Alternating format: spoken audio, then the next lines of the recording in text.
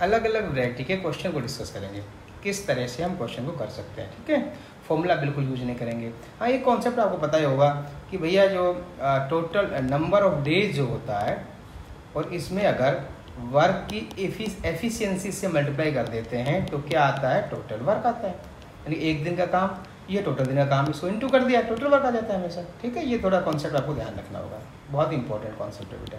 चलिए करते हैं शुरुआत पहले क्वेश्चन। क्वेश्चन कहता है ए जो है, ए ये 10 डेज में कोई काम करता है। ध्यान रखना पीस ऑफ वर्क दे रखा है, तो पीस ऑफ वर्क हम 1 नहीं लेंगे, अपने हिसाब से मानेंगे। और बी जो है वो उसी काम को बी वो 12 डेज में करता है।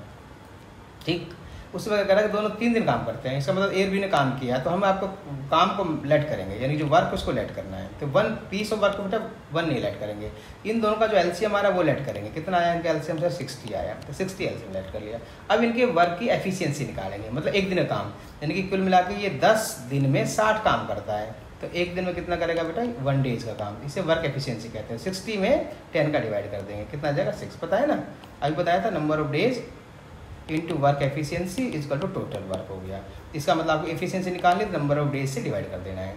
तो यहाँ कितना आ जाएगा इसका, 60 में 12 का डिवाइड करेंगे, 60 में 12 का कितना आ जाएगा 5 हो जाएगा। अभी कह रहा है ये दोनों को एक दिन का काम आया 6 यूनिट, इसका 5 यूनिट आया। अभी कह रहा है ये दोनों 3 दिन काम करते हैं। इसका मतलब ये हुआ कि ए और बी का 3 दिन में कितना काम किया बेटा, 6 यूनिट 5 यूनिट 11 यूनिट एक दिन में करते हैं। वर्क एफिशिएंसी है ना इनकी, एक दिन का काम है, तो ये 3 यूनिट इंटू 3 कर देंगे, यानी ये आया 33 यूनिट। इन्होंने 3 दिन में इतना काम कर दिया। काम कितना था हमारे पास 60, तो 60 में से 33 को माइनस कर लिया, यानी कि 27 यूनिट काम फिर भी हमारे पास बच गया। यहाँ तक हो गया। अब आगे पढ़ते हैं। अब कह रहे हैं बी काम छोड़ के चला गया। जब बी काम छोड़ के चला गया तो इसका मतलब बी की बात बंद कर दो। अब ये तो बी काम छोड़ के चला गया, क्लियर है। अब फिर क्या हुआ, तो फिर कह रहा है ए जो है, ए ने फिर अकेले काम किया। कितना दिन काम किया आगे देखते हैं। 2 days after then C join. इसका मतलब जब बी काम छोड़ के चला गया था तो उसके 2 दिन तक अकेले ए ने काम किया है, क्योंकि 2 दिन के बाद ही सी आया है। इसका मतलब ए का जो वर्क एफिशिएंसी मतलब एक दिन का 6 काम है, इसका मतलब 2 दिन के अंदर वो 12 काम खत्म कर देगा जब तक सी ज्वाइन करेगा, क्लियर है। अब 27 काम था, 27 बचा हुआ था, उसमें 12 काम और कर दिया, तो 27 माइनस 12 यानी कितना काम बच गया, 15 यूनिट काम बच गया। अब इस काम को सी ज्वाइन कर लेगा किसके साथ, ए के साथ, यानी ए और सी दोनों मिलकर फिर काम कर रहे हैं और फिर इस काम को वो 2 दिन में पूरा कर देंगे, इसे 2 डेज में। समझिए 2 दिन का काम है तो इनके एक दिन काम निकालेंगे तो वर्क एफिशिएंसी टोटल काम में डेज का डिवाइड कर देंगे, यानी कि 7.5 हो गया। ए और सी दोनों मिलकर काम करेंगे। इसका मतलब ये हुआ कि ए और सी की जो वर्क एफिशिएंसी है वो 7.5 है, लेकिन हमें पता है कि ए की तो वर्क एफिशिएंसी कितनी है, 6 है, तो सी की नहीं पता, ये सी हो गया 7.5। इसको ट्रांसपोज करेंगे तो इसको माइनस करेंगे, कितना आएगा 1.5, यानी कि सी की एफिशिएंसी आ गई 1.5, यानी एक दिन में 1.6 काम करता है। इसका मतलब ये हुआ, अब पूछ रहा है अगर सी अकेला काम करे तो कितना दिन लेगा, तो टोटल काम कितना है 60 है, तो सी का अगर नंबर ऑफ डेज निकालेंगे तो बेटा 60 में 1.5 से डिवाइड कर देंगे, ये डेसिमल हटा दिया, ठीक है, 15×4 यानी कि 40 डेज आंसर आ गया। अब आपको दिमाग में ऐसा डिवाइड क्यों कर दिया बेटा, अभी बताया था ना मैंने कि number of days into work efficiency is equal to क्या होता है, टोटल वर्क। अब आपका ये गिवन है, ये गिवन है, क्या निकालना, नंबर ऑफ डेज, इस नंबर को डिवाइड कर देंगे। ओके बेटा, आगे चलते हैं। देखिए next question, the ratio of the amount of the work done by x - 1 labour in x + 1 days and x + 1 labour in x + 2। देखो ये क्वेश्चन क्या है, ग्रुपिंग वाला है, यानी 2 ग्रुप अलग अलग काम कर रहा है। जब कभी भी ऐसा क्वेश्चन आ जाता है ग्रुपिंग वाला, तो आपको एक बात ध्यान रखना है कि हमारे पास फॉर्मूला होता है M1 D1 T1 is equal to M2 D2 and T2, clear समझ रहे हैं ये। और अगर वर्क का डिफरेंट वर्क हो तो यहाँ W1 वर्क हो जाएगा, यहाँ क्या आ जाएगा W2 वर्क हो जाएगा। ये कॉन्सेप्ट आप ध्यान रखना है, ये बहुत काम का है। जब ये ग्रुपिंग में कोई काम करता है तब लगाना है M1 D1 T1 upon W1 इसका to M2 D2 T2 upon W2। M1 person, D1 कितने डेज, T का मतलब टाइम, ये W1 वर्क कितना काम किया, क्लियर है। ये बहुत इंपॉर्टेंट है। यहाँ कैसे करेंगे इसको, the ratio of the amount of work done x - 1 labour, ये x - 1 ये होगी लेबर, यानी कि ये हो गया मैन, डेज ये डेज, इसका इंटू कर दिया x + 1। इसका पूछ रहा है रेशो, रेशो का मतलब अपॉन। दूसरा ग्रुप क्या है, x + 1 लेबर, ये M2 यानी कि x + 1 इंटू D2 कितना दिन x + 2, ये x + 2। अब इसमें क्या T1 T नहीं है तो आपको इसको यूज नहीं करना है, काम भी नहीं दे रखा, मतलब एक काम होगा, छोड़ देंगे इसको, ठीक है।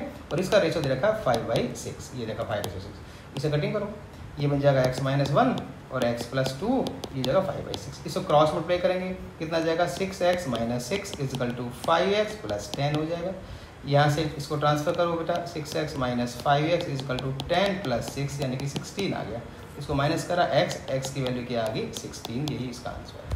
ठीक है बेटा, अगले देखते हैं। अलग अलग वैरायटी क्वेश्चन है बेटा, देखिए नेक्स्ट क्वेश्चन देखो, ये क्या देखा है, A can do as much work in 4 days, यानी कि ए जितने दिन में काम कर 4 दिन में जो काम कर रहा है उतना ही बी भी उस काम को 5 दिन में कर रहा है। तो ये भी यही कॉन्सेप्ट काम आएगा बेटा, ये वाला कॉन्सेप्ट। कैसे भाई, काम तो एक ही है, इसका मतलब ए एक पर्सन है वो 4 दिन में काम करता है और बी दूसरा पर्सन है वो उसी काम को 5 दिन में करता है, ऐसा दे रखा है। अब क्या निकाल लेंगे इसमें, ए रेशो बी निकाल लेंगे।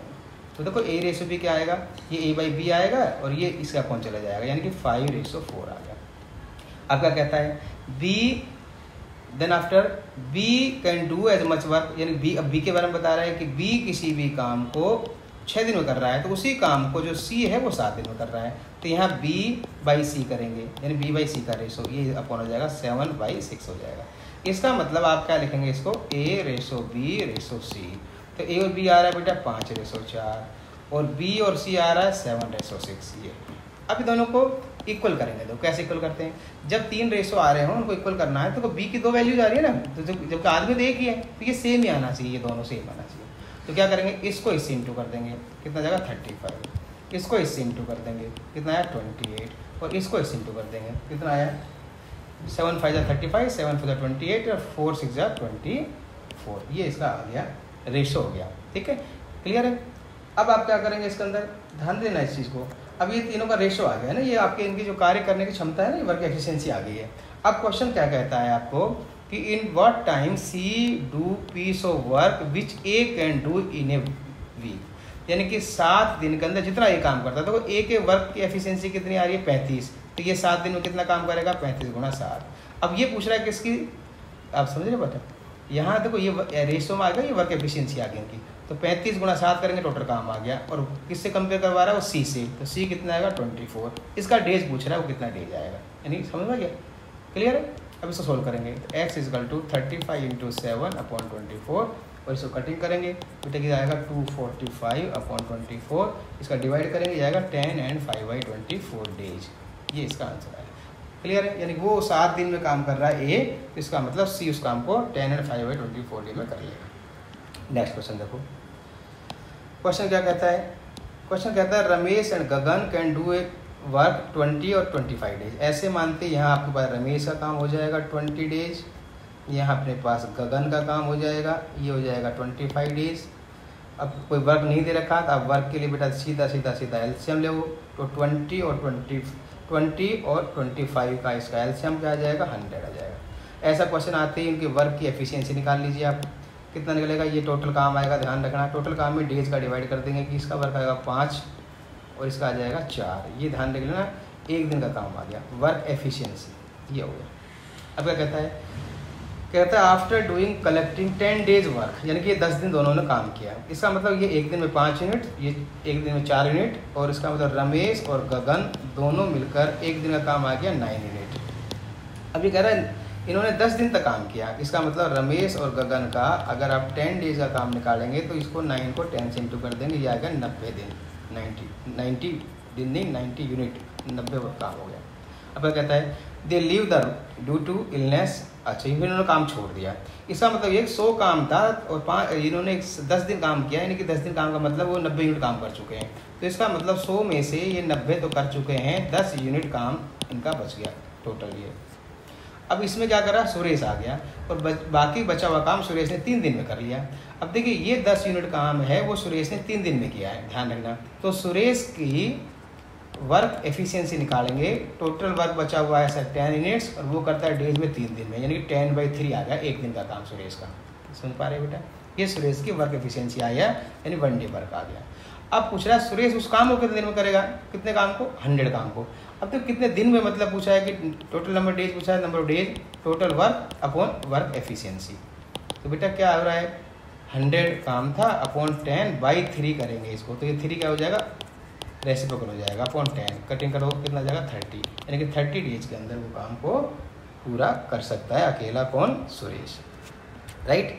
अगला क्वेश्चन देखो, a canal of village can be clean by 24 villager in 12 days. देखो क्या क्वेश्चन आया, the number of days in which 36 villager can clean the canal. देखो ये दो ग्रुप बन गया, एक ग्रुप ये आ रहा है और एक दूसरा ग्रुप ये आ रहा है, तो आप सीधा इसमें लगाएंगे M1 D1 T1 upon W1 is equal to M2 D2 T2 upon W2। अगर दोनों काम सेम है हो तो W1 तो सेम 1 1 हो जाएगा, हट जाएगा, और सेम टाइम काम कर रहे होंगे तो आपका T1 भी हट जाएगा सेम टाइम में। तो अब देखते क्या कह रहा है, a canal of a village can do clean 24 villager, यानी कि 24 आदमी हैं और 12 दिन में काम करते हैं। समय इसका मतलब कुछ नहीं दे रखा, इसका मतलब बराबर समय काम करते हैं, उसको हटा देंगे इसको भी, ठीक है। That is equal to M2 मतलब कितने आदमी, यानी कि 36 विलेजर्स।